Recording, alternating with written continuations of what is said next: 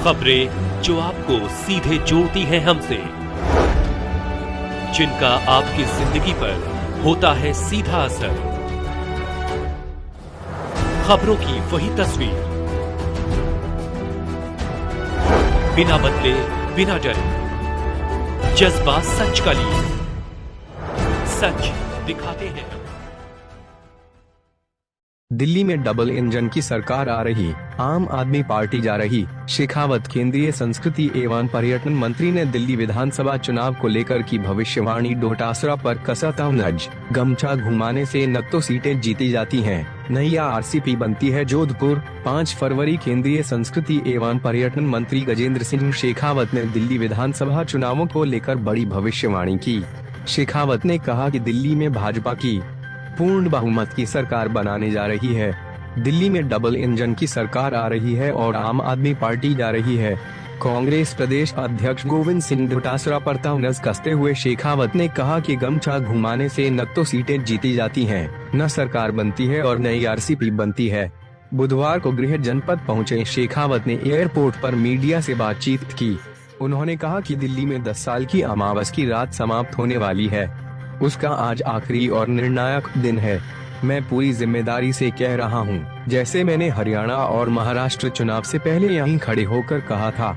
जब मैं हरियाणा में मतदान के बाद आया था, तब आप लोगों ने मुझसे पहले आए हुए यात्री द्वारा दिए गए जवाब के आधार पर कहा था कि भाजपा की अब उल्टी गिनती शुरू हुई है। पता नहीं उसके बाद में क्या क्या कहा था, लेकिन जिस दिन परिणाम आएंगे, उस दिन सोम सर्वस्य पितृ कथा उनको वापस याद आएगी।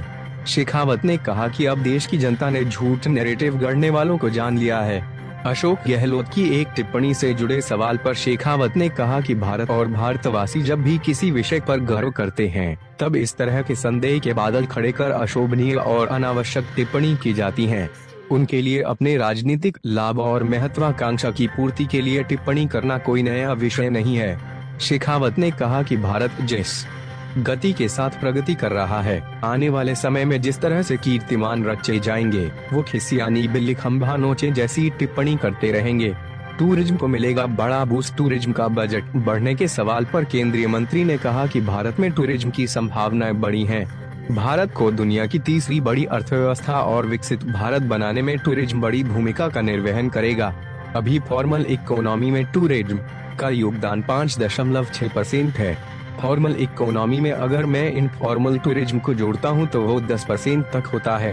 प्रधानमंत्री जी के नेतृत्व में टूरिज्म को प्रोत्साहित करने के लिए जिस तरह से वित्त मंत्री ने बजट प्रस्तुत किया है, जिस तरह से 50 आइकॉनिक डेस्टिनेशन को डेवलप करने के लिए प्राइवेट इन्वेस्टमेंट को प्रोत्साहित करने के लिए इंफ्रास्ट्रक्चर का स्टेटस दिया है, मैं मानता हूँ कि एक बड़ा बूस्ट टूरिज्म को इसके माध्यम से मिलेगा।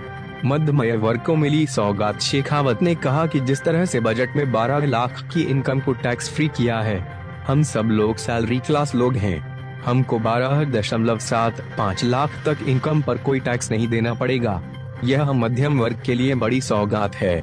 जैसा वित्त मंत्री ने कहा, 25 लाख तक इनकम वालों को सालाना 1.30 लाख की बचत होगी। यह बचत या तो निवेश होगी या घर में नया गैजेट खरीदा जाएगा या फिर ट्रैवल एवं टूरिज्म पर खर्च से इकोनॉमी को बढ़ते। गुणवत्ता ठीक नहीं होने के कारण से उनको आगाह किया गया और वो काम छोड़ करके चले गए। नई एजेंसी को काम ऑलरेडी असाइन किया है और बहुत जल्दी ये काम पूरा हो जाएगा।